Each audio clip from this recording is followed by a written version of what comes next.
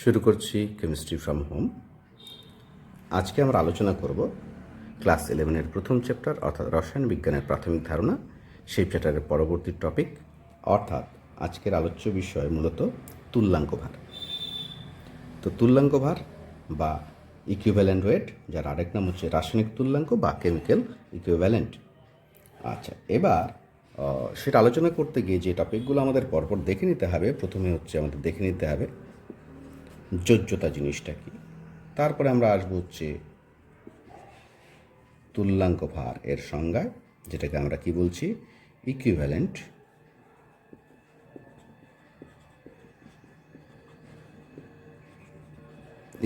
Wait. এর আরেক নাম হচ্ছে রাসায়নিক তুল্যাঙ্ক, যেটাকে আমরা বলছি কেমিক্যাল ইকুইভ্যালেন্ট। আচ্ছা, মূলত এই টপিকটা তুল্যাঙ্ক ভার টপিকটাই আজকে আলোচনা করব। তো শুরু করে দিচ্ছি আলোচনা। তো প্রথমে যে বিষয়টা আলোচনা করতে হবে সেটা হচ্ছে যোজ্যতা। আসলে দেখে নিচ্ছি যোজ্যতার সংজ্ঞাটা। তাহলে কি বলা হচ্ছে, কোনো মৌলের একটি পরমাণু যতগুলি হাইড্রোজেন পরমাণুর সঙ্গে যুক্ত হতে পারে অথবা হাইড্রোজেন গঠিত যৌগ থেকে যত সংখ্যক হাইড্রোজেন পরমাণু প্রতিস্থাপিত করতে পারে সেই সংখ্যাকেই ওই মৌলের যোজ্যতা বলে। তাহলে বিষয়টা কি আমরা এখানে একটু দেখে নিচ্ছি। কীরকম বিষয়? ভাবলাম যে অক্সিজেন পরমাণুর যোজ্যতা কত হবে। তাহলে কি করতে হবে, অক্সিজেন পরমাণুর একটা পরমাণু নেব, সেটা কতগুলো হাইড্রোজেন পরমাণুর সঙ্গে যুক্ত হতে পারে সেটা দেখব। আমরা জানি যে অক্সিজেনের একটা পরমাণু দুটো হাইড্রোজেন পরমাণুর সঙ্গে যুক্ত হয়ে জল তৈরি করতে পারে, অর্থাৎ অক্সিজেনের একটা পরমাণু দুটো হাইড্রোজেন পরমাণুর সঙ্গে যুক্ত হতে পারে। তাহলে সেই বিচারে অক্সিজেনের যোজ্যতা কত দাঁড়াবে? 2। একই রকম করে যদি আমরা আলোচনা করি যে ক্লোরিনের যোজ্যতা কত হবে। ক্লোরিন জানি ক্লোরিনের একটা পরমাণু একটা হাইড্রোজেন পরমাণুর সঙ্গে যুক্ত হলে তৈরি করা হচ্ছে HCl, হাইড্রোজেন ক্লোরাইড। তাহলে ক্লোরিনের যোজ্যতা হয়ে গেল হচ্ছে 1। একই রকম করে যদি আমরা ভাবি যে ক্যালসিয়ামের যোজ্যতা কত হবে, তাহলে ক্যালসিয়ামের একটা পরমাণু দেখা গেছে দুটো H পরমাণুর সঙ্গে যুক্ত হয়ে তৈরি করা হচ্ছে ক্যালসিয়াম হাইড্রাইড, CaH2। তাহলে ক্যালসিয়ামের যোজ্যতা হয়ে যাবে 2। এরকম করে বিচার করলাম। এবার সব মৌল তো আর হাইড্রোজেনের সঙ্গে যুক্ত হবে এমন কোনো গ্যারান্টি নেই। কিছু কিছু মৌল আছে যেগুলো হাইড্রোজেনের সঙ্গে যুক্ত হয় না। তাহলে সেই ক্ষেত্রে তাদের যোজ্যতা কেমন করে বের করব? তাহলে প্রথমে হাইড্রোজেনের সাপেক্ষে কিছু মৌলের যোজ্যতা আমরা বের করে নিলাম। সেই হাইড্রোজেনের সাপেক্ষে বের করে নিয়ে সেই যোজ্যতাগুলো কাজে লাগিয়ে যারা হাইড্রোজেনের সঙ্গে যুক্ত হয় না তাদের যোজ্যতা বের করি। যেমন কীরকম বিষয়, ভাবলাম জিঙ্ক একটা মৌল যে কিনা হাইড্রোজেনের সঙ্গে যুক্ত হচ্ছে না, তাহলে অক্সিজেনের পরমাণুর সঙ্গে সে যুক্ত হতে পারে। তাহলে জিঙ্ক আমরা জানি অক্সিজেনের একটা পরমাণুর সঙ্গে যুক্ত হয়ে জিঙ্ক অক্সাইড গঠন করে। তাহলে এবার অক্সিজেনের যোজ্যতা 2।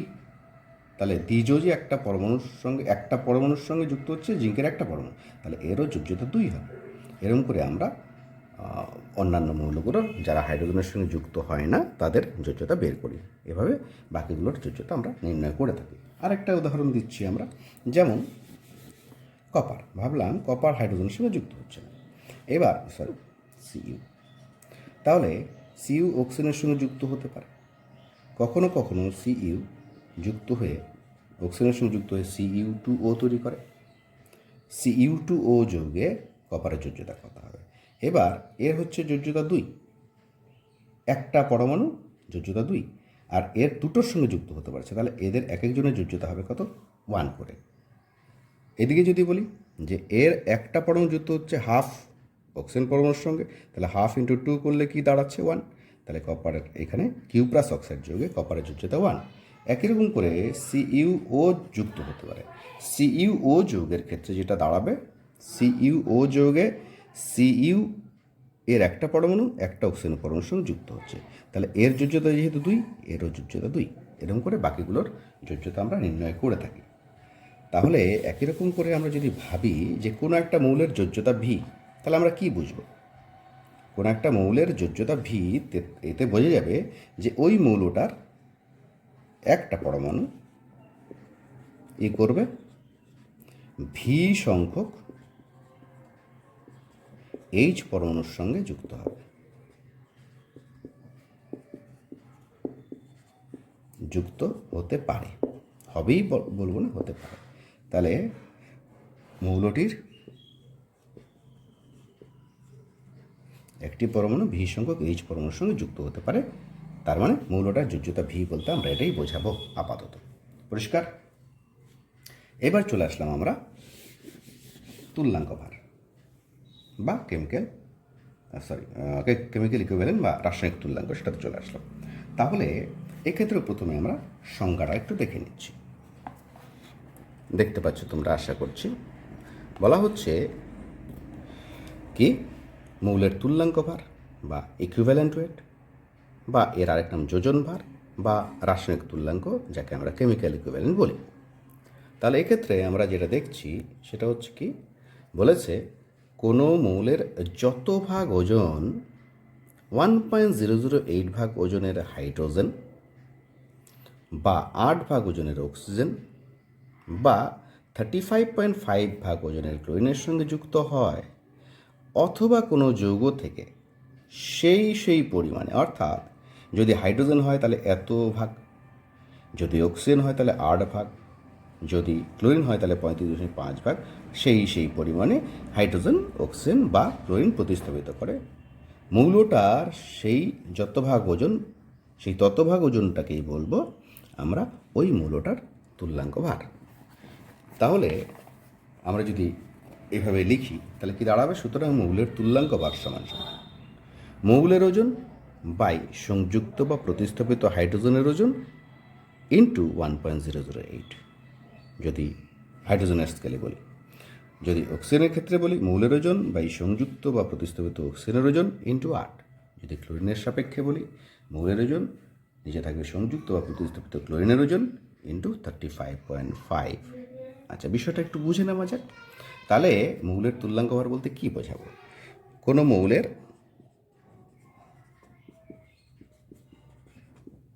যত ভাগ ওজন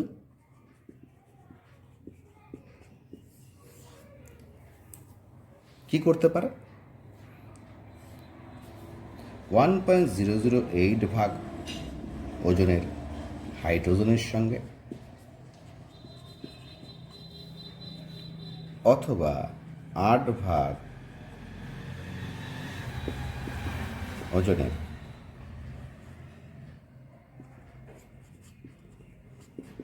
অক্সিজেনের সঙ্গে অথবা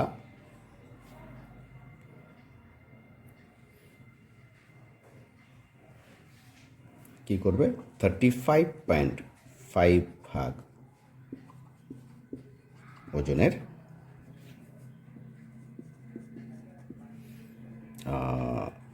সিএল এর সঙ্গে যুক্ত হতে পারে, মানে যুক্ত হয়ে যৌগ গঠন করবে।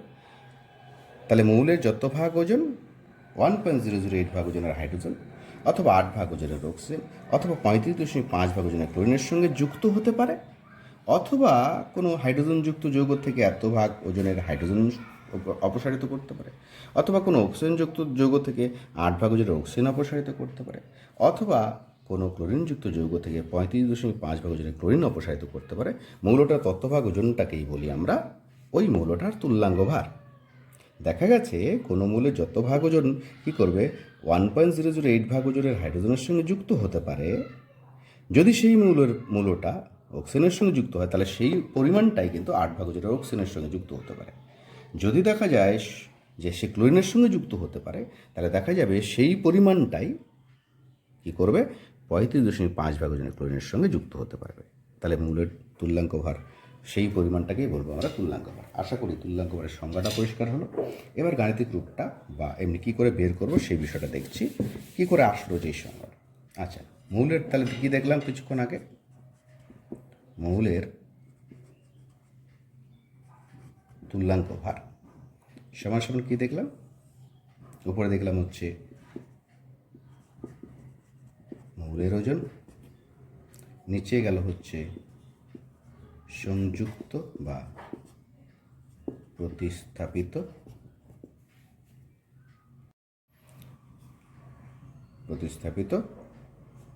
এখানে রাখলাম, ইনটু দিয়ে এখানে রাখলাম। যদি আমরা হাইড্রোজেনের সাপেক্ষে বিচার করি তাহলে এখানে এইচের ওজন লিখব, আর এখানে লিখব 1.008।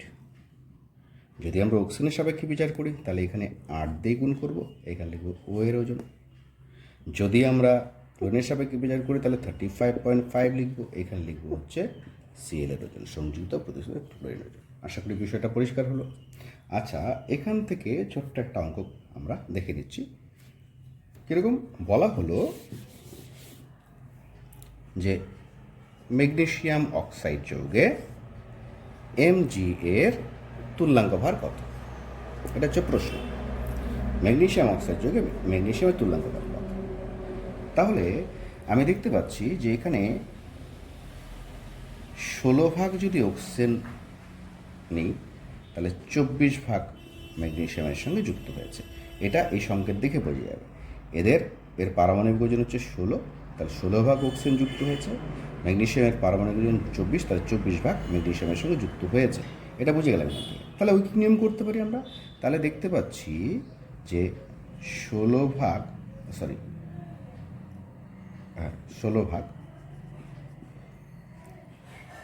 ও এর সঙ্গে যুক্ত হয় কত? 24 ভাগ এমজি। তাহলে 1 ভাগ ও এর সঙ্গে যুক্ত হয় 24/16 ভাগ এমজি। অক্সিজেনের সাপেক্ষে তো 8 ভাগ করতে হবে, 8 ভাগ ও এর সঙ্গে যুক্ত হয় 24/16 ইন্টু 8 ভাগ এমজি। তাহলে লাস্ট লাইন কী পাচ্ছি আমরা? পাচ্ছি হচ্ছে 8 ভাগ ওজনের অক্সিজেন এর সঙ্গে যুক্ত হয় মৌলটির এত ভাগ। উল্টো দিকে যদি বলি এত ভাগ ম্যাগনেসিয়াম যুক্ত হয় 8 ভাগ ওজনের অক্সিজেনের সঙ্গে, সংজ্ঞা থেকে তাহলে কী বেরোলো? এই যত ভাগ ওজন কোনো মৌলের অক্সিজেনের 8 ভাগ ওজনের অক্সিজেনের সঙ্গে যুক্ত হয়, মৌলের তত ভাগ ওজনকেই ওই মৌলের তুল্যাঙ্ক ভার বলে। তাহলে হিসাব করলে কি দাঁড়াবে? এটা হিসাব করলে দাঁড়াবে হচ্ছে এটা 2, দ্যাট ইজ 12। আচ্ছা, এখানে যেটা পেয়েছিলাম সেটা আরেকবার, উপরে 24 পেয়েছিলাম। 24 কিসের জন্য? না, এটা হচ্ছে মৌলের ওজন। নিচে 16 পেয়েছিলাম কিসের জন্য? না, সংযুক্ত অক্সিজেনের ওজন। নিচে গেল ইন্টু 8 গুণ হয়ে গেল।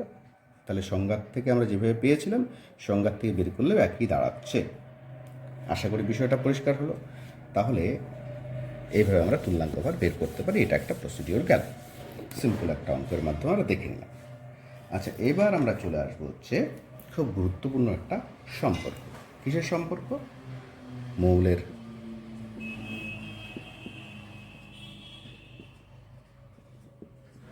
তুল্যাঙ্ক ভার, যেটাকে আমরা সাধারণত ই দিয়ে প্রকাশ করি। তারপর হচ্ছে যোজ্যতা, যেটাকে আমরা ভি দিয়ে প্রকাশ করি, এবং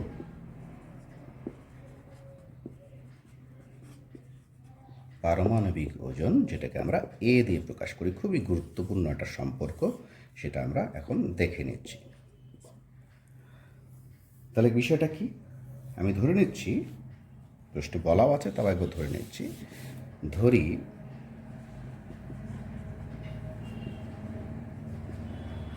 মৌলের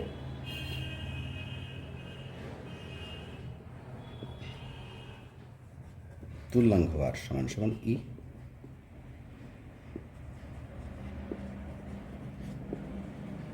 পারমাণবিক ওজন সমান সমান এ, এবং যোজ্যতা সমান সমান ভি। এই তিনটা আমি ধরে নিলাম। এবার যোজ্যতার সংজ্ঞা থেকে কি জানি?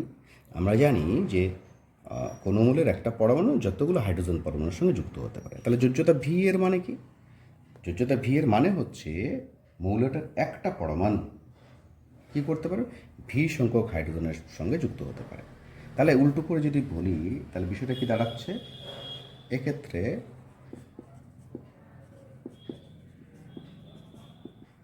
মৌলটির যোজ্যতা ভি, অর্থাৎ ভি সংখ্যক এইচ পরমাণু যুক্ত হয়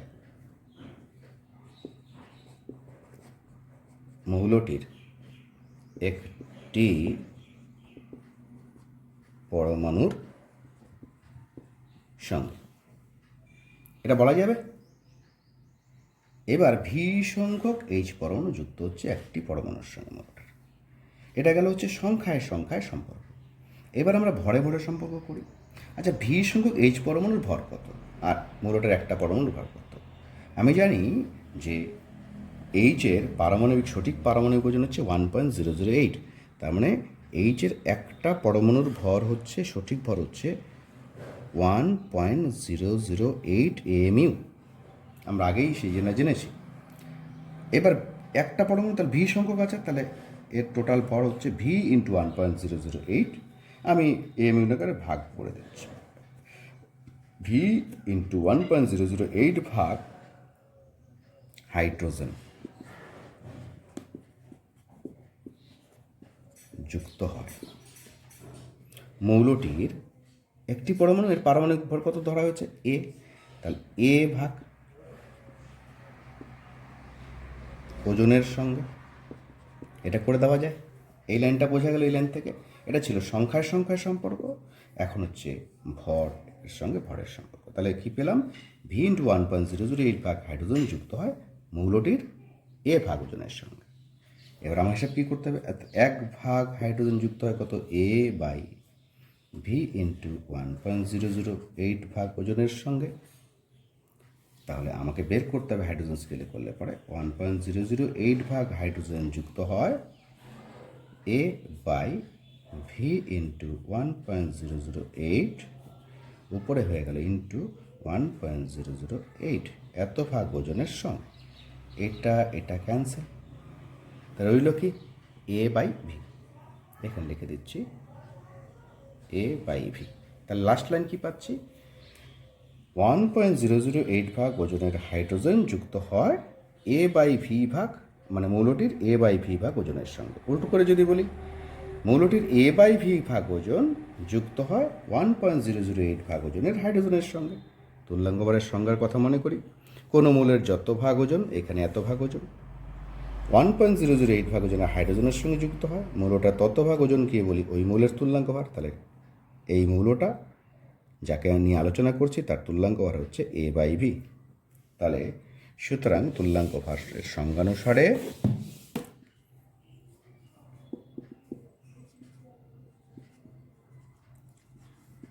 তুল্যাঙ্ক ভারের সংজ্ঞানুসারে তুল্যাঙ্ক ভার E equal to A by V. তার মানে তুল্যাঙ্ক ভার সমান সমান মৌলের পারমাণবিক ওজন বাই যোজ্যতা। এটা একটা সহজ সম্পর্ক আমরা পেয়ে গেলাম। এটা খুব গুরুত্বপূর্ণ সম্পর্ক। তাহলে এবার যে বিষয়টা দাঁড়াচ্ছে, ওই কিছুক্ষণ আগে ম্যাগনেসিয়াম করেছিলাম, ম্যাগনেসিয়াম অক্সাইড যোগে করেছিলাম। এখন শুধু বললো ম্যাগনেসিয়ামের তুল্যাঙ্ক ভার কত। তাহলে ম্যাগনেসিয়ামের তুল্যাঙ্ক ভার ই সমান সমান ম্যাগনেসিয়ামের পারমাণবিক ওজন এ এর মান বসাতে হবে, ভি এর মান বসাতে হবে। এর মান কত? পারমাণবিক ওজন হচ্ছে 24, ম্যাগনেসিয়ামের যোজ্যতা 2, তাহলে 12। একই বেরোলো। যদি বলা হয় যে অ্যালুমিনিয়ামের তুল্যাঙ্ক ভার কত, অ্যালুমিনিয়ামের তুল্যাঙ্ক ভার হচ্ছে ই সমান সমান দাঁড়াবে হচ্ছে অ্যালুমিনিয়ামের পারমাণবিক ওজন হচ্ছে 27, এর যোজ্যতা 3, তাহলে 9 বেরিয়ে যাবে। এভাবে যে কোনো মৌলের যদি যোজ্যতা জানা থাকে তাহলে তুল্যাঙ্ক ভার বের করতে পারি। এবার প্রশ্ন হচ্ছে, কোনো একটা মৌলের তুল্যাঙ্ক ভার কি একাধিক হতে পারে? উত্তর হচ্ছে হ্যাঁ, একটাই মৌলের একাধিক তুল্যাঙ্ক ভার থাকতে পারে। কীরকম বিষয়? যেরকম এফি আছে, এফি এর তুল্যাঙ্ক ভার কত হবে? এবার এফি এর তুল্যাঙ্ক ভার বের করতে গেলে উপরে হবে ই সমান সমান এফি এর পারমাণবিক ওজন সেটা কত? 56। যোজ্যতা কত? কখনো 2, যখন যোজ্যতা 2 তখন হবে যোজ্যতা তুল্যাঙ্ক ভার একরকম মান পাবো। আবার যখন হচ্ছে যোজ্যতা 3 তখন তুল্যাঙ্ক ভারের মান আলাদা পাবো। তাহলে এটা একরকম, এটা হলো এক্স, এটা হলো ওয়াই। তাহলে একই মৌলের ভিন্ন ভিন্ন তুল্যাঙ্ক ভার থাকতে পারে। যে একই রকম কপারের ক্ষেত্রে আমরা দেখেছি যে একাধিক রকম তুল্যাঙ্ক ভার থাকতে পারে। তাহলে দেখলাম যে তুল্যাঙ্ক ভার একাধিকও থাকতে পারে। এবার চলে আসলাম হচ্ছে নেক্সট পয়েন্ট, কোনো মৌলের তুল্যাঙ্ক ভার কি তার পারমাণবিক ওজন থেকে বেশি হতে পারে? প্রশ্ন যদি হয় যে কোনো মৌলের তুল্যাঙ্ক ভার সেটা কি তার পারমাণবিক ওজন এ হইতে বেশি হতে পারে? প্রশ্ন হচ্ছে, আমরা দেখে নিচ্ছি, আমরা জানি E equal to A by V. এবার ভি এর মান কত হতে পারে? ভি এর মান হতে পারে 1, 2, 3, 4 ইত্যাদি পূর্ণ সংখ্যা। শূন্য হতে পারে, আমরা জানি যোজ্যতা শূন্য হয়। শূন্য হওয়ার মানে কি? কারোর সঙ্গে যুক্তই হচ্ছে না। যখন যুক্ত হচ্ছে না কারোর সঙ্গে তখন তুল্যাঙ্ক ভার শব্দটাই আসে না, ফলে শূন্য এখানে দেওয়া যাবে না।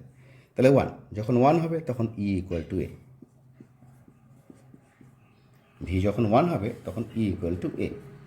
যখন 2 হবে তখন E equal to A by 2। যখন 3 হবে এ বাই 3। যখন, তার মানে কি দেখতে পাচ্ছি, সবচেয়ে বেশি যখন হচ্ছে সেটা হচ্ছে 1 বসালে। তাহলে তুল্যাঙ্ক ভারের মান ই ইকুয়াল টু ম্যাক্সিমাম হতে পারে তার পারমাণবিক ওজনের সমান, তার বেশি কিন্তু হতে পারে না। তুল্যাঙ্ক ভার কি শূন্য হতে পারে? না, তুল্যাঙ্ক ভার শূন্য হতে পারে না। তুল্যাঙ্ক ভার শূন্য হতে গেলে কি লাগবে? একে ইনফাইনাইট দিয়ে ভাগ করতে হবে, অর্থাৎ যোজ্যতা ইনফাইনাইট হতে হয়। কিন্তু যোজ্যতা তো একটা নির্দিষ্ট সংখ্যা, অর্থাৎ পরিমাপযোগ্য সংখ্যা। তাহলে সেই ক্ষেত্রে তুল্যাঙ্ক ভার কিন্তু শূন্য হতে পারে না। পরিষ্কার হলো? তাহলে এই গেল হচ্ছে তুল্যাঙ্ক ভারের কিছু কথা। ওকে, এখন আমরা জেনে নেব মূলকের তুল্যাঙ্ক ভার। তাহলে মূলকের তুল্যাঙ্ক ভার যেটা, সেটা জানার আগে আমাদের কি জেনে নিতে হবে? মূলক জিনিসটা কি। আচ্ছা, এখানে লিখেছি SO4 2-, লিখেছি NO3-, লিখেছি হচ্ছে PO4 3-। এগুলো হচ্ছে মূলক। আচ্ছা, এগুলো, এই যে সালফেট মূলক, এটাকে বলছে সালফেট মূলক।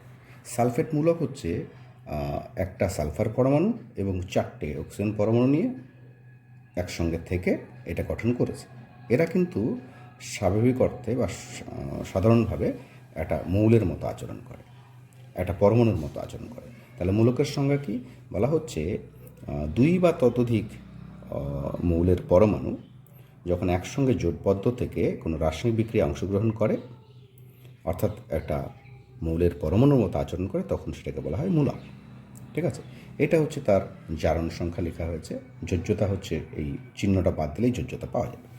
তাহলে এই জিনিসটা আমরা মূলক কাকে বলি সেটা জানলাম। তো এদের ক্ষেত্রে তুল্যাঙ্ক ভার কেমন করে বের করব?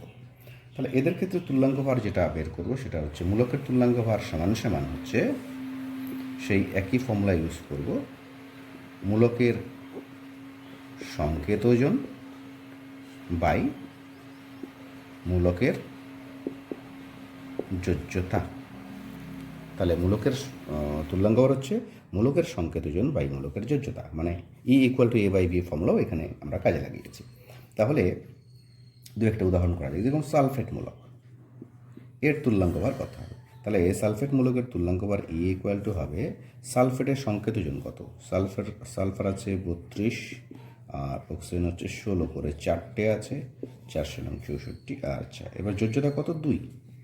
তাহলে উপরে দাঁড়াচ্ছে হচ্ছে 96, নিচে 2, তাহলে 48। তাহলে সালফেট মূলকের তুল্যাঙ্ক ভার বেরিয়ে গেল 48।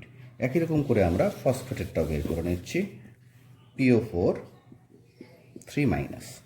কেমন করে বের করব? তুল্যাঙ্ক ভার হচ্ছে ফসফেট হচ্ছে 31 প্লাস অক্সিজেন হচ্ছে 16 করে 4টা আর যোজ্যতা হচ্ছে 3। হিসাব করে দেখবে কত আসছে। পরিষ্কার? এই গেল হচ্ছে মূলকের তুল্যাঙ্ক ভার বের করার ফর্মুলা। আচ্ছা, এবার অ্যাসিডের তুল্যাঙ্ক ভার। অ্যাসিডের তুল্যাঙ্ক ভার আমরা বের করব হচ্ছে যে ফর্মুলার সাহায্যে, সেটা আগে দেখে নিচ্ছি। অ্যাসিডের তুল্যাঙ্ক ভার সেটা কি? অ্যাসিডের তুল্যাঙ্ক ভার সমান সমান হচ্ছে অ্যাসিড যেটা নেওয়া হবে তার আণবিক ওজন এবং নিচে থাকবে হচ্ছে অ্যাসিডটার ক্ষারগ্রাহিতা। আচ্ছা, এবার প্রশ্ন হচ্ছে অ্যাসিডের ক্ষারগ্রাহিতা জিনিসটা কি? আচ্ছা, আগে একটা উদাহরণ আমরা এখানে তুল্যাঙ্ক ভর বের করার জন্য করে নিচ্ছি। ভাবলাম সালফিউরিক অ্যাসিড H2SO4, H2SO4 এর তুল্যাঙ্ক ভার কত হবে সেটা বের করছি আমরা। অ্যাসিড H2SO4 এর আণবিক ওজন হচ্ছে 98, ক্ষারগ্রাহিতা হচ্ছে এক্ষেত্রে 2, তাহলে বেরোলো হচ্ছে 49। প্রশ্ন হচ্ছে কি করে এর ক্ষারগ্রাহিতা 2 হলো। তাহলে ক্ষারগ্রাহিতা জিনিসটা কি সেটা নিয়ে একটুখানি আমরা এক্সট্রা করে আলোচনা করে নিচ্ছি। ক্ষারগ্রাহিতা, তাহলে ক্ষারগ্রাহিতা হচ্ছে কোনো একটা অ্যাসিডের অণুতে যতগুলি H+ দিতে পারবে সেটা H2SO4, সেটা বিয়োজিত হয়ে কি দেয়, দুটো H+, একটা হচ্ছে সালফেট আয়ন দিচ্ছে। তাহলে অ্যাসিডের একটা অণুর বিয়োজনে যতগুলো H+ দিচ্ছে সেটাই হচ্ছে তার ক্ষারগ্রাহিতা। এটা হচ্ছে বের করার কায়দাটা দেখাচ্ছি। তাহলে H2SO4 এর ক্ষারগ্রাহিতা কত, 2, ঠিক আছে। একই রকম করে HNO3 যদি আমি বলি এর ক্ষারগ্রাহিতা কত হবে, এটা বিয়োজিত হয় H+ আর NO3-। এই ক্ষেত্রে ক্ষারগ্রাহিতা কী হবে, একটা অ্যাসিডের একটা অণুর থেকে একটা H+ দিয়েছে, ফলে ক্ষারগ্রাহিতা হবে 1। পরিষ্কার হলো। এবার প্রশ্ন হচ্ছে, আমরা যাচ্ছি, ভাবলাম অ্যাসিটিক অ্যাসিড CH3COOH। এখানে আমরা দেখতে পাচ্ছি অ্যাসিডের অণুতে কিন্তু তিনটা, একটা মিলে 4টা হাইড্রোজেন আছে। তাহলে এমনি অনেকে ভাববে যে এর ক্ষারগ্রাহিতা 4, কিন্তু নয়। এটা কি করতে হবে, ফার্স্ট এটা যেহেতু মৃদু আমরা এখানে সাম্যাবস্থা সৃষ্টি হবে, তাহলে এখানে বিয়োজন হয়ে কি কি আয়ন দিচ্ছে সেটা দেখব। অ্যাসিটেট আয়ন আর হচ্ছে H+ একটা। তাহলে এই অ্যাসিডের একটা অণুর থেকে H+ দিচ্ছে হচ্ছে একটা, তাহলে এই অ্যাসিটিক অ্যাসিডের ক্ষারগ্রাহিতা হচ্ছে কত, 1 হবে। পরিষ্কার। এখানে অণুতে H কতগুলো আছে সেটা দেখলে শুধু চলবে না, একটা অণুর বিয়োজনে কতগুলো H+ দিচ্ছে সেই সংখ্যাটাই আমাদের বিচার করতে হবে। এক্ষেত্রে আরেকটা জিনিস বলে দিই, যেরকম আরেকটা HCOOH ফর্মিক অ্যাসিড, এটার বিয়োজন কী করে হচ্ছে, এখানে দুটো আছে কিন্তু দুটো ক্ষারগ্রাহিতা 2 হবে না। দেখে নিচ্ছি কী করে বিয়োজন হয়। HCOO- এর ক্ষারগ্রাহিতা 1, ঠিক আছে। এবার তাহলে এইগুলো জৈব অ্যাসিড, জৈব অ্যাসিডগুলোর ক্ষেত্রে সাধারণত যেটা হয় সেটা হচ্ছে ওই COOH গ্রুপ যেটা আছে, কার্বক্সিলিক অ্যাসিড গ্রুপ, এর যে Hটা সেটাই কিন্তু বিয়োজিত হয়।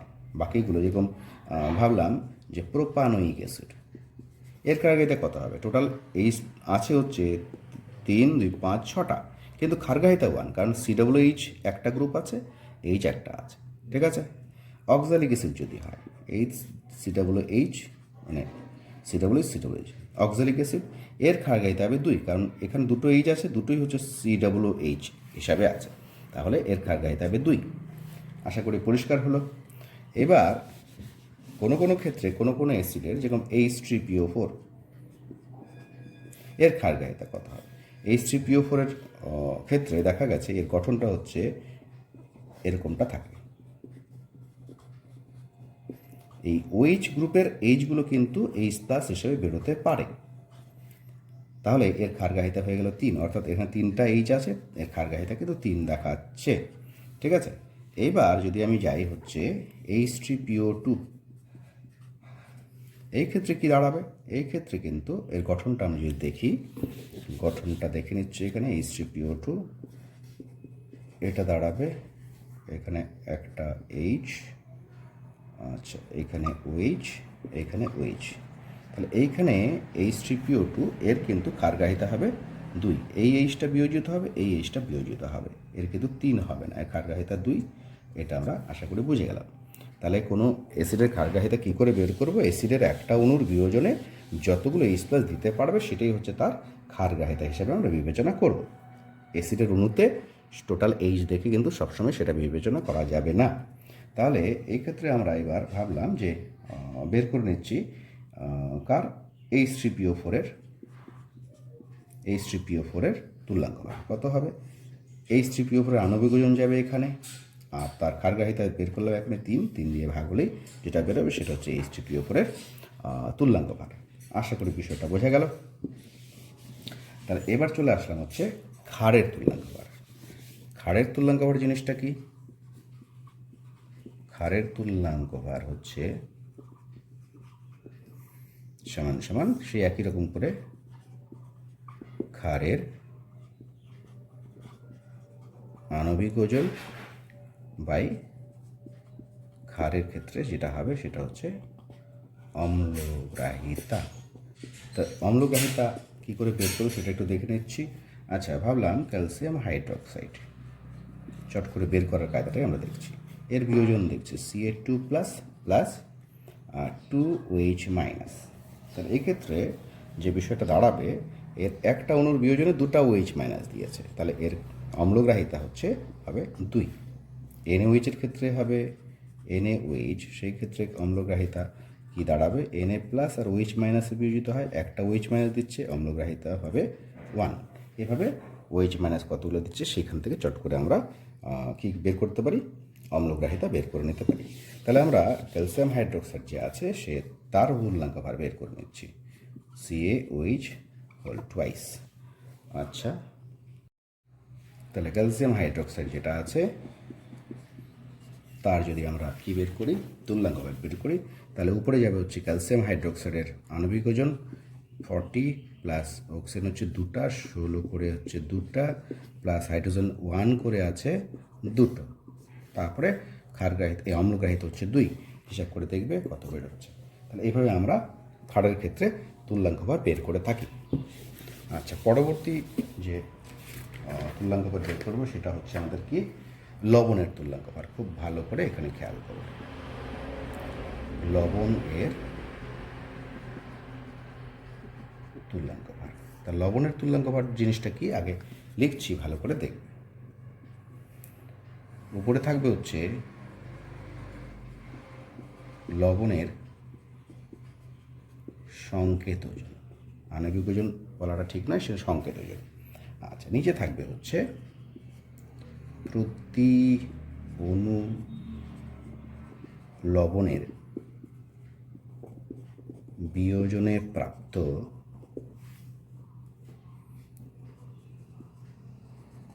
ক্যাটায়ন বা অ্যানায়ন এর মোট যোজ্যতা। তা লবণের সংকেত ওজন বিষয়টা তো বুঝে গেলাম, প্রতি অণু লবণের বিয়োজনে প্রাপ্ত ক্যাটায়ন বা অ্যানায়নের মোট যোজ্যতা, এই জিনিসটা কি সেটা একটু ভালো করে দেখব। আচ্ছা, লবণ বলতে আমরা কি বুঝি? লবণ বলতে সাধারণত তড়িৎদ্রয়ী যৌগগুলোকে আমরা বুঝি। যেমন এমনি নর্মালি অনেকে ভাবে লবণ মানে শুধুমাত্র সোডিয়াম ক্লোরাইড, কিন্তু না, এটা এক প্রকারের লবণ। পটাশিয়াম ক্লোরাইডও লবণ, ম্যাগনেসিয়াম সালফেটও একটা লবণ। তাহলে তড়িৎদ্রয়ী যৌগগুলো সাধারণত লবণ আমরা বলি। তাহলে এক্ষেত্রে এদের তুল্যাঙ্ক ভার কী করে বের করব? আমরা প্রথমে নিলাম হচ্ছে সোডিয়াম সালফেট। আচ্ছা, সোডিয়াম সালফেট যখন নিচ্ছি তখন একদম আমি আরেকটা জিনিসও দেখিয়ে দিচ্ছি, সোডিয়াম সালফেট। আচ্ছা, এর সংকেত কী? আমি সংকেত লেখার নিয়ম আগে শিখেছি। সোডিয়াম, তার চিহ্ন লিখলাম Na, সালফেট তার সংকেত লিখলাম SO4, এর যোজ্যতা 1, তাহলে এর নিচে কিছু লিখবো না। সালফেটের যোজ্যতা 2, তাহলে এর নিচে যাবে। এই হচ্ছে সংকেত হয়ে গেল সোডিয়াম সালফেট। এবার প্রশ্ন হচ্ছে এর বিয়োজনে কি পাচ্ছি? এর একটা অণু নিচ্ছি, এর বিয়োজন হচ্ছে, বিয়োজন হয়ে পাওয়া যাবে কি, Na কটা আছে? 2টো আছে, তাহলে 2Na লিখলাম। এর যোজ্যতা কত?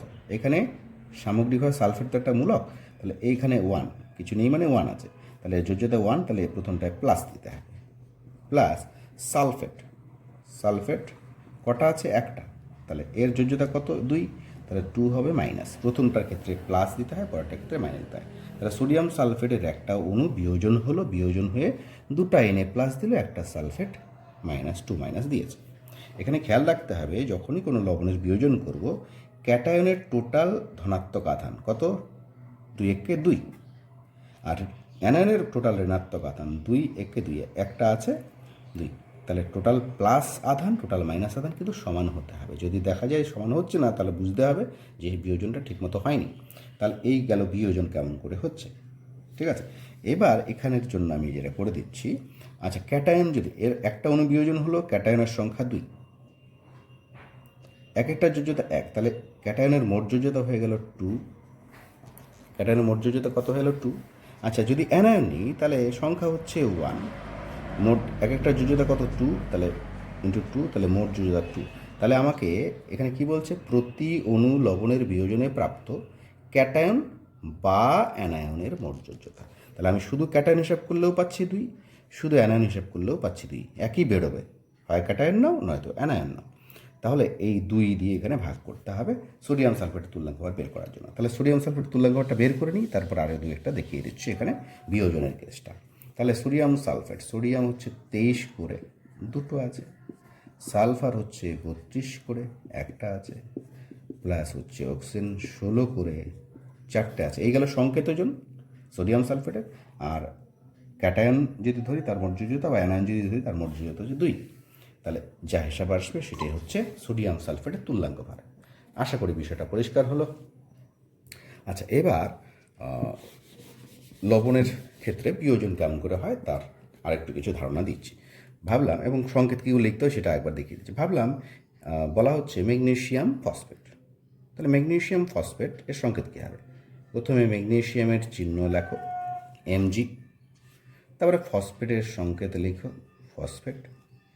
ফসফেটের যোজ্যতা 2, তাহলে যাবে এর নিচে। ম্যাগনেসিয়াম ফসফেটের যোজ্যতা 3 যাবে এর নিচে। ম্যাগনেসিয়ামের যোজ্যতা 2, তাহলে যাবে হচ্ছে এই PO4 এর নিচে। PO4 আবার বলে রাখছি, এটা একটা মূলক, এটা কিন্তু একটা পরমাণুর মতো বিচার করব। পি আর ও আলাদা করে বিয়োজন দেখানোর দরকার নেই। আচ্ছা, এবার এর ক্ষেত্রে বিয়োজনে কী হবে? আচ্ছা, এই অণুটাতে খেয়াল করছি, বা আয়নের জোটটাতে খেয়াল করছি, ম্যাগনেসিয়াম পরমাণু আছে 3টা, তাহলে 3 Mg দিলাম। ঠিক আছে, যোজ্যতা কত? 2, তাহলে 2 প্লাস, প্রথমটার ক্ষেত্রে প্লাস। আচ্ছা, প্লাস দিলাম। ফসফেট কটা আছে? 2টো, তাহলে 2 PO4 লিখলাম। যোজ্যতা কত? 3, তাহলে 3 মাইনাস। এই হলো বিয়োজনটা। এখানেও খেয়াল করে দেখো, 3 দুগুণে 6, টোটাল আধান 6। এখানেও 2 3 6, টোটাল আধান কিন্তু 6। প্লাস আধানের সংখ্যা 6, মাইনাস আধানের সংখ্যাও 6। তাহলে এটা মিলতে হবে, মিলেছে। তাহলে এই গেল হচ্ছে বিয়োজনটা কেমন করে হয় সেটা দেখলাম। ঠিক আছে, এখানে অনেকের যেটা ভুল হয় যে ফসফেটটাকে এটাকেও ভেঙে দেয়, ও 4টা আছে, পি আলাদা করে দেয়, সেরকম করার দরকার নেই। এটা মূলকগুলো একসঙ্গেই রাখতে হবে। পরিষ্কার হলো? এবার ইন জেনারেল যদি আমরা বলি, ভাবলাম এ এবং বি দুটো মৌল আছে। এ এবং বি দুটো মৌল যদি থাকে, এ এর যোজ্যতা ওয়াই যদি হয় আর বি এর যোজ্যতা যদি এক্স হয়, ভালো করে খেয়াল করবে, এ এর যোজ্যতা ওয়াই, বি এর যোজ্যতা এক্স যদি হয়, তাহলে এ আর বি মিলে যে তড়িৎ যৌগটা গঠন করে তার সংকেত কী হবে? এ লিখলাম, ভাবলাম এ হচ্ছে তড়িৎ ধনাত্মক মৌল বা মূলক, বি হচ্ছে তড়িৎ ঋণাত্মক মৌল বা মূলক। তাহলে এ লিখতে হবে ফার্স্ট, তড়িৎ ধনাত্মক যেটা সেটা ফার্স্ট, আর তড়িৎ ঋণাত্মকটা তারপর লিখতে হবে। লিখলাম। এ এর যোজ্যতা ওয়াই যাবে বি এর নিচে, বি এর যোজ্যতা এক্স যাবে এ এর নিচে। এইভাবে হয়ে গেল এ আর বি এর থেকে তৈরি কি তড়িৎজয়ী যৌগের সংকেত। আচ্ছা, এবার এর বিয়োজন দেখছি। বিয়োজন যখন হবে, এখানে এই অণুটার থেকে খেয়াল করছি, এ হচ্ছে মেটেরিয়ালসটা কি, মৌল বা মূলকটা কি, বি হচ্ছে মৌল বা মূলকটা কি, আর এক্স হচ্ছে এ মৌল বা মূলক কয় পিস আছে, কত সংখ্যা, ওয়াই কি বি মৌল বা মূলক কত সংখ্যায় আছে, 2 3 4, সে সংখ্যাগুলো নির্দেশ করছে এক্স আর ওয়াই, আর এ আর বি নির্দেশ করছে মেটেরিয়ালসগুলো। তাহলে এক্ষেত্রে কী হবে? এক্স সংখ্যক এর আয়ন তৈরি হবে, এর যোজ্যতা কত? ওয়াই, তাহলে ওয়াই প্লাস। ওয়াই সংখ্যক বি আয়ন দেবে, যোজ্যতা কত? এক্স, তাহলে এক্স মাইনাস। এই হলো জেনারেলি এ এবং বি দুটো মৌল বা মূলক যদি থাকে, তাদের যোজ্যতা যদি ওয়াই এবং এক্স হয়, তাহলে সংকেত হবে এটা, বিয়োজন হবে এই আয়নগুলো দেবে। আশা করি বোঝা গেল বিষয়টা। তাহলে এইভাবে লবণের তুল্যাঙ্ক ভার বের করতেও আশা করি সমস্যা হবে না। আরও একটা দেখিয়ে দিই, যেরকম পটাশিয়াম পারম্যাঙ্গানেট কে MnO4, তার সংকেত বিয়োজন কী হবে? K plus plus MnO4 minus permanganate মূলক। তাহলে এখানে Mn আর ও আলাদা করার দরকার নেই। ঠিক আছে, তাহলে MnO4 মাইনাস, এইভাবে K2Cr2O7 potassium dichromate 2K plus, এইটা কিন্তু গোটাটা একটা মূলক। তাহলে আর হবে Cr2O7 2 মাইনাস। এইভাবে আমাদের এদের বিয়োজনটা করতে হবে। তো যাই হোক, এগুলো বিয়োজন কেমন করে হয় সেটা আমি দেখালাম। এবার চলে আসবো আমরা জারক ও বিজারক দ্রব্যের তুলনা করা।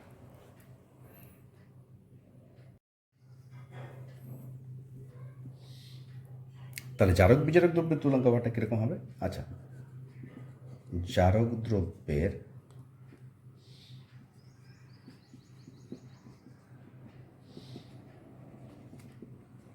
তুল্যাঙ্ক ভার কী দাঁড়াবে?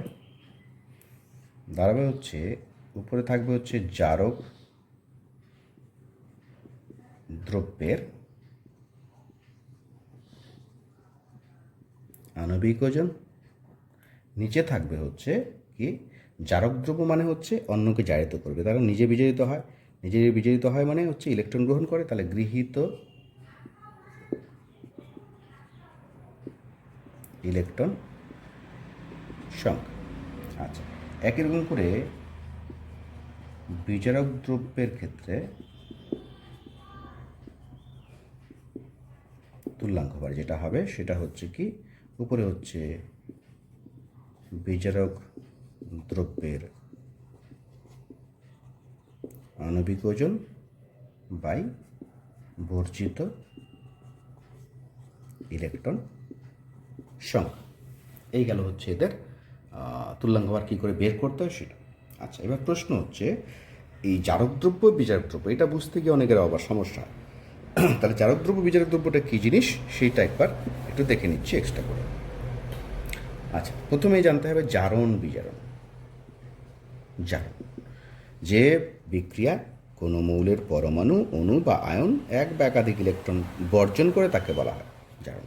তাহলে ইলেকট্রন বর্জনের বিক্রিয়া হচ্ছে জারণ, আর বিজারণ কি?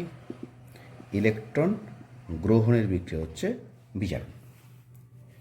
এর উদাহরণ দিচ্ছি, ভাবলাম জিঙ্ক ছিল, হয়ে গেল জিঙ্ক 2+, দুটো ইলেকট্রন বর্জন করল, ঠিক আছে? তাহলে এটা হয়ে গেল জারণ। ভাবলাম এখানে Cu2+ ছিল, দুটো ইলেকট্রন গ্রহণ করলো, হয়ে গেল Cu, ইলেকট্রন গ্রহণের বিক্রিয়া, এটা হচ্ছে বিজারণ। পরিষ্কার? তাহলে জারণ বিক্রিয়া কাকে বলবো? যে বিক্রিয়া ইলেকট্রন বর্জিত হয় সেটা হচ্ছে জারণ। বিজারণ বিক্রিয়া কাকে বলবো? যে বিক্রিয়া ইলেকট্রন গ্রহণ করা হয় বা গৃহীত হয় সেটা হচ্ছে বিজারণ। এবার জারক দ্রব্য বিজারক দ্রব্য বিষয়টা কি সেটা আমরা একটা বিক্রিয়ার সাহায্যে দেখি। এখানে খেয়াল রাখতে হবে জারণ বিক্রিয়া বা বিজারণ বিক্রিয়া কিন্তু আলাদা আলাদা করে হয় না, একসঙ্গে হয়।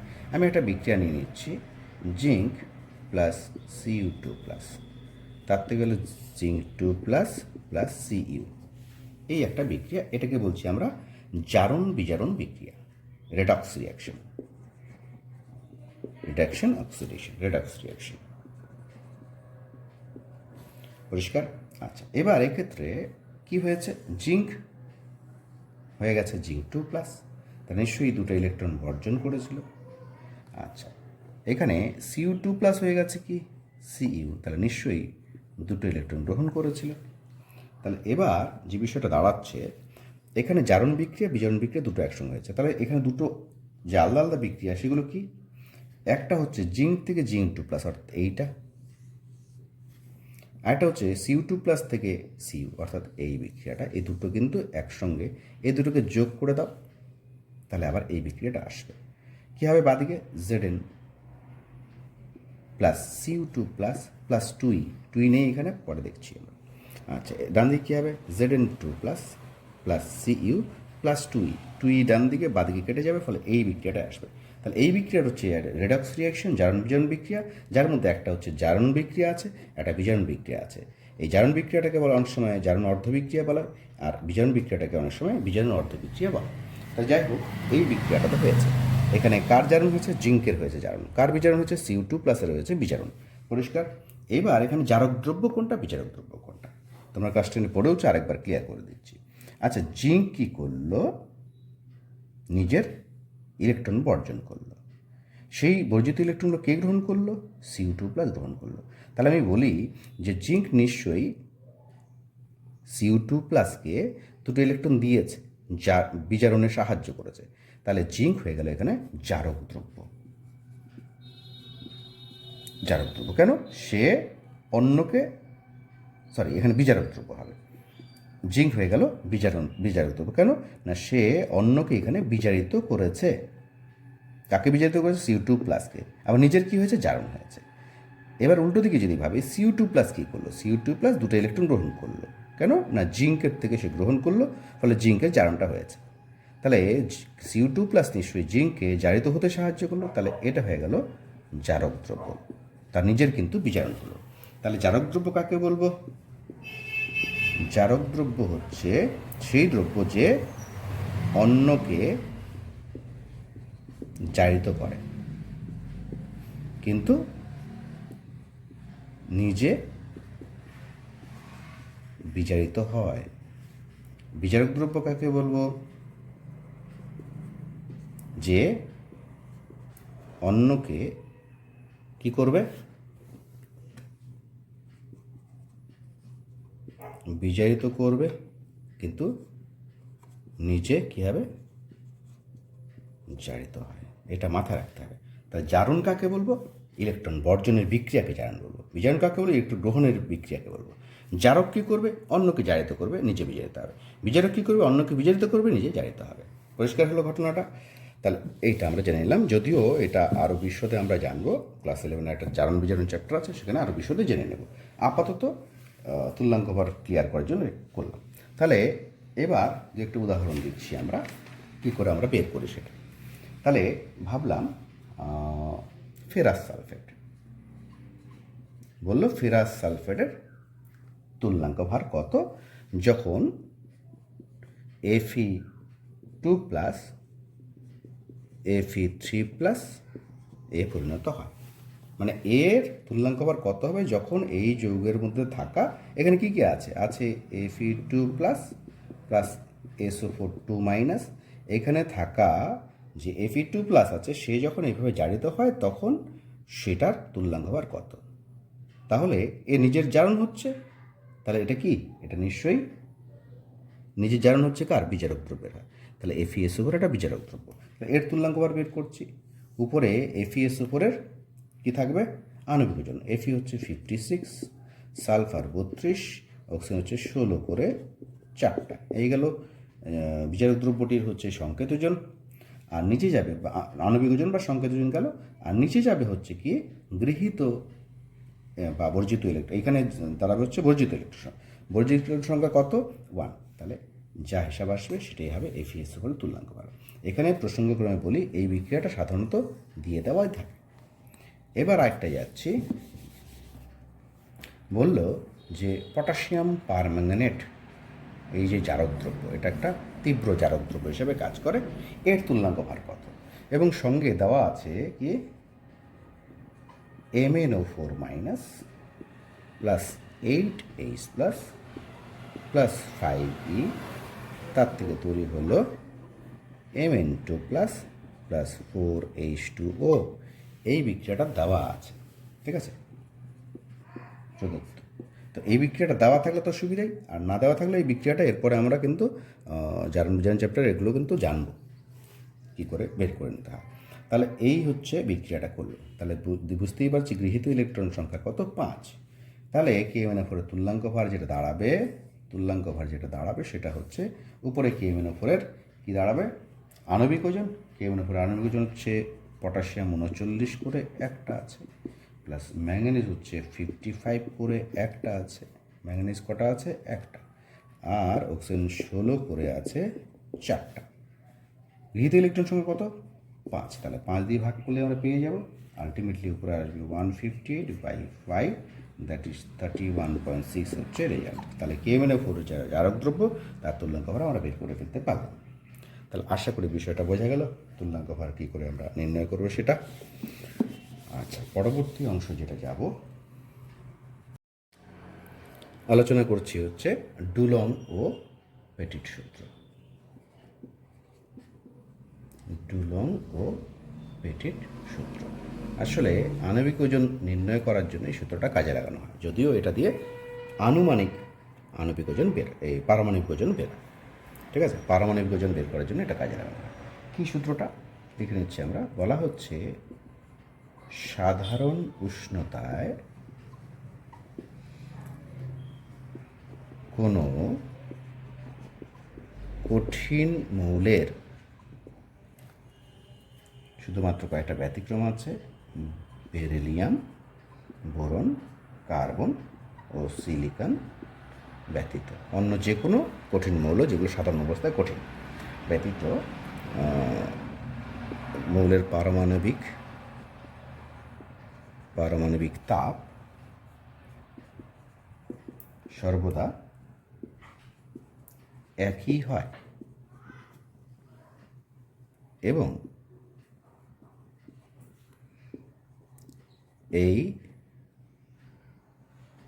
এর মান করে দিচ্ছি, এর মান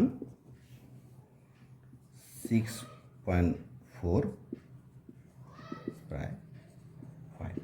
অর্থাৎ সাধারণ অবস্থায় যে সকল মৌল কঠিন, আয়রন, কপার, এগুলো যেগুলো আছে, শুধুমাত্র বাদ করা বেরিলিয়াম, বোরন, কার্বন, সিলিকন, এরা বাদে সাধারণ অবস্থায় যে সকল মৌল হচ্ছে কঠিন অবস্থায় থাকে তাদের প্রত্যেকেরই পারমাণবিক তাপের মান কিন্তু একই হবে, সবারই একই হবে, এবং এর মানটা হচ্ছে কত, 6.4 প্রায় হয়, সামান্য এদিক সেদিক থাকে সেজন্য প্রায় বলা হচ্ছে। তাহলে এটা হচ্ছে কি ডুলং ও পেটিট সূত্র। এবার প্রশ্ন হচ্ছে, এই পারমাণবিক তাপ শব্দটা নতুন পেলাম, এটা কি জিনিস? পারমাণবিক তাপ জিনিসটা আমরা একটু জেনে নিচ্ছি আলাদা করে। তাহলে পারমাণবিক তাপ সেটা কি? পারমাণবিক ওজন ইন্টু আপেক্ষিক তাপ। আচ্ছা, আপেক্ষিক তাপ জিনিসটা তো আমরা জানি, কোনো একটি পদার্থের উষ্ণতা যদি 1 ডিগ্রি বাড়াতে হয় তখন যে পরিমাণ তাপ লাগবে সেটা হচ্ছে আপেক্ষিক তাপ, মানে একক ভরের অবশ্যই লাগবে। একক ভরের কোনো বস্তুর উষ্ণতা 1 ডিগ্রি বৃদ্ধি করতে যে তাপ লাগবে সেটা হচ্ছে তার আপেক্ষিক তাপ।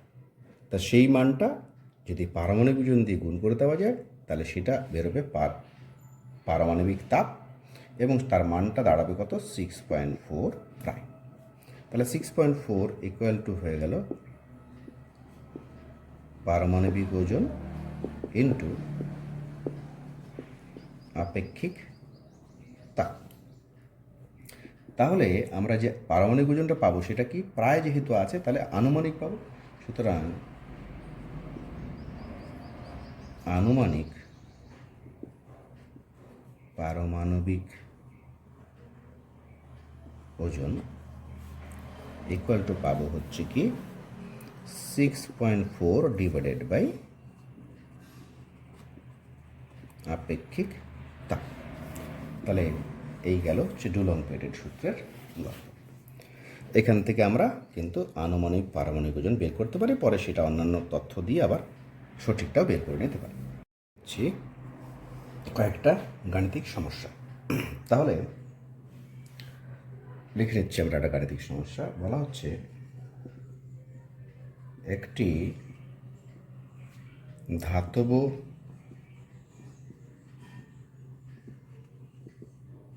ক্লোরাইডে 20.2% ধাতু, যার চিহ্ন আপাতত এম ধরা আছে, এম আছে। ধাতুটির পারমাণবিক ওজন 27 হলে ওর, অর্থাৎ ধাতুটার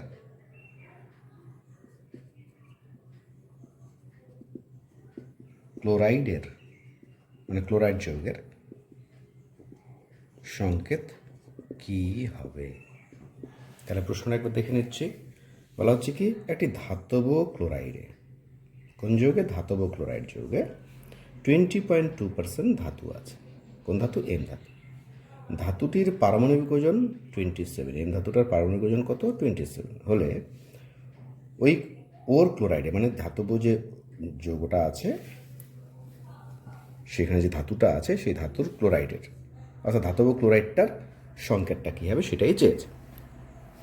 তাহলে আমরা এর উত্তর করছি, দেখে নাও ভালো করে। আচ্ছা, ধাতব ক্লোরাইড যুগে ধাতু আছে 20.2%, সুতরাং ক্লোরিন আছে কত? ধাতব ক্লোরাইডে ধাতু আছে 20.2%। সুতরাং 100 ভাগ যদি আমি হিসাব করি তাহলে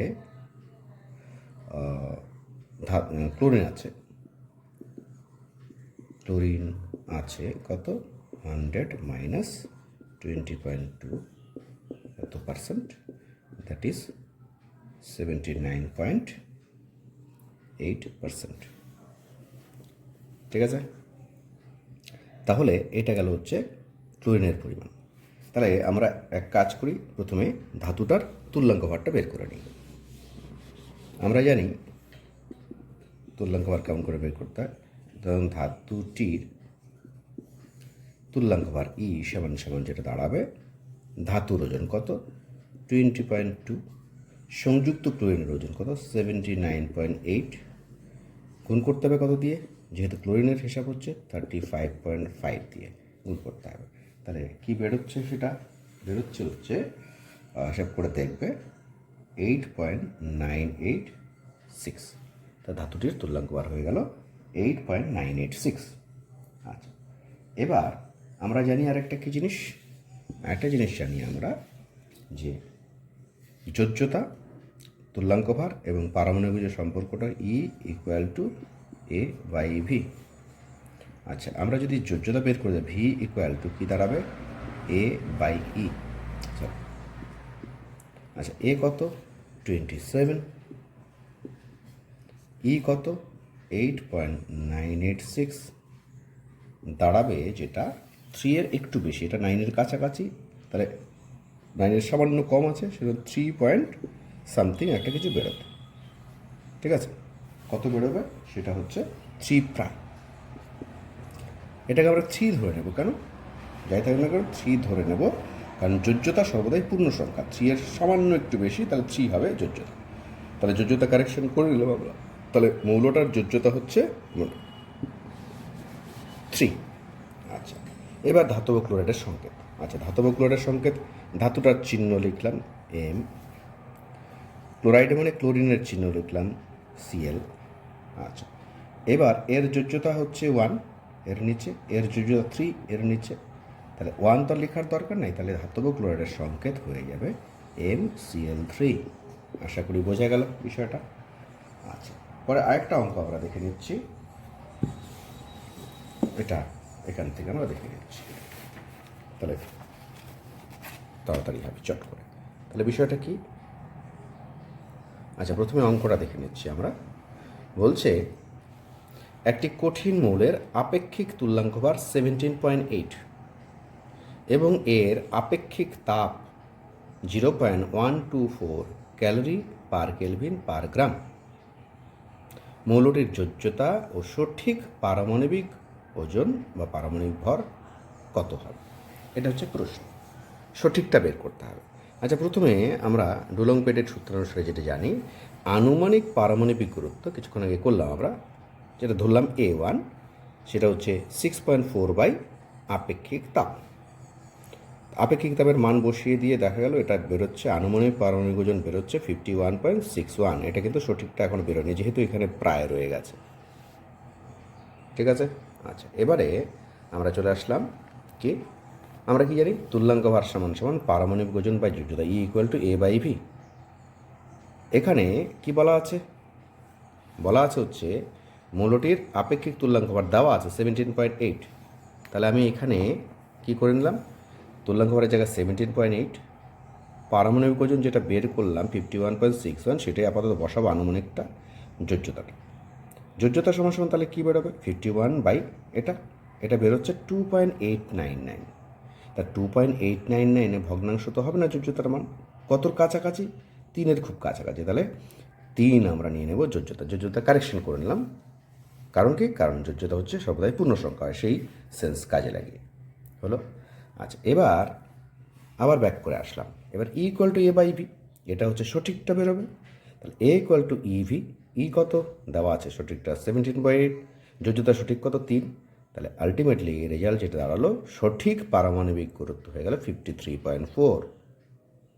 আশা করি বিষয়টা পরিষ্কার হলো। এই একটা অঙ্ক আমরা করে নিলাম। আরেকটা অঙ্ক আমরা এটা সূত্র থেকে করে নিচ্ছি, তোমাদের সুবিধা হবে। বলেছে একটা সবুজ বর্ণের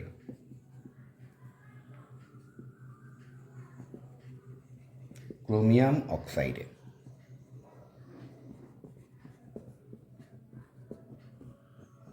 কি আছে? সবুজ বর্ণের ক্রোমিয়াম অক্সাইডে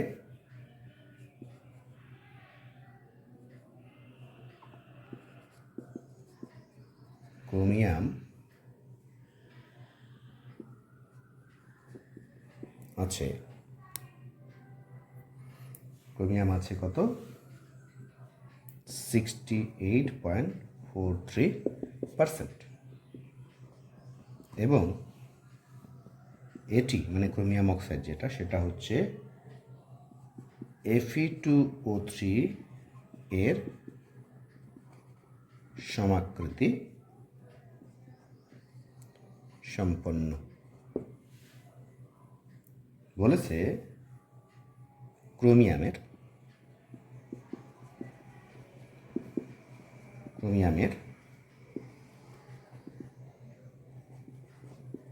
পারমাণবিক ভর কত? এটা হচ্ছে প্রশ্ন। আচ্ছা, এখানে একটা জিনিস প্রশ্নটা বুঝিনি। সবুজ বর্ণের ক্রোমিয়াম অক্সাইড, এর মধ্যে ক্রোমিয়াম আছে কত? ক্রোমিয়াম আছে 68.43%। এবং এটি Fe2O3 এর সমাকৃতি বিশিষ্ট। তার মানে ক্রোমিয়াম অক্সাইডের মধ্যে যেহেতু Fe2O3 সমাকৃতি বিশিষ্ট, Fe2O3 এর সমাকৃতি বিশিষ্ট ক্রোমিয়াম হলে পরে, ক্রোমিয়াম অক্সাইড হলে পরে, সেই ক্রোমিয়াম অক্সাইডটার সংকেত হবে Cr2O3।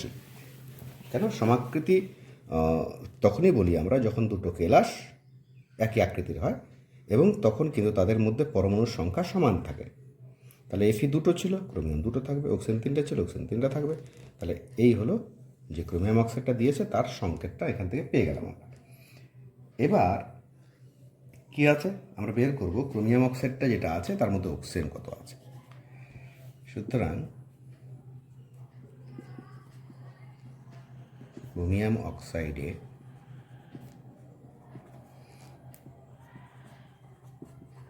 অক্সিজেন আছে কত? 100 মাইনাস 68.43%। বেরোবে সেটা হচ্ছে কত? 31.57%। এটা আমরা করে নিলাম, পরিষ্কার হলো। এবার যে বিষয়টা করব আমরা, তাহলে ক্রোমিয়াম অক্সাইডের এবার তুল্যাঙ্ক ভার বের করে নিচ্ছি। সুতরাং ক্রোমিয়ামের তুল্যাঙ্ক ভার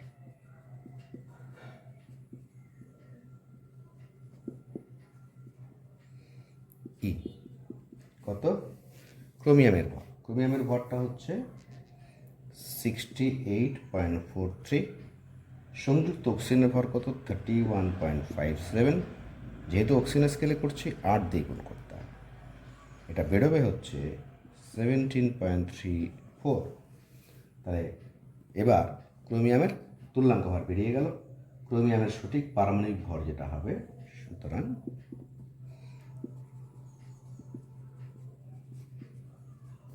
পারমাণবিক ভর ইকুয়াল টু আসবে কি? তুল্যাঙ্ক ভর ই ইন্টু যোজ্যতা ভি। যোজ্যতা কত? Cr2O3 ছিল সংকেতটা, এর যোজ্যতা 2, ক্রোমিয়ামের যোজ্যতা 3, তাহলে 3 বসাবো। 17.34 ইন্টু 3, দ্যাট ইজ আমাদের অ্যান্সার যেটা বেরোবে সেটা হচ্ছে 52.02। তাহলে আশা করি বিষয়টা বোঝা গেল। আমরা দেখে নিলাম 3খানা অঙ্ক। যেহেতু থাকবে ভালো করে দেখবে বিষয়গুলো, একদম প্রথম থেকে শেষ অবধি ভালো করে দেখবে, বিষয়গুলো পরিষ্কার হবে। Thank you.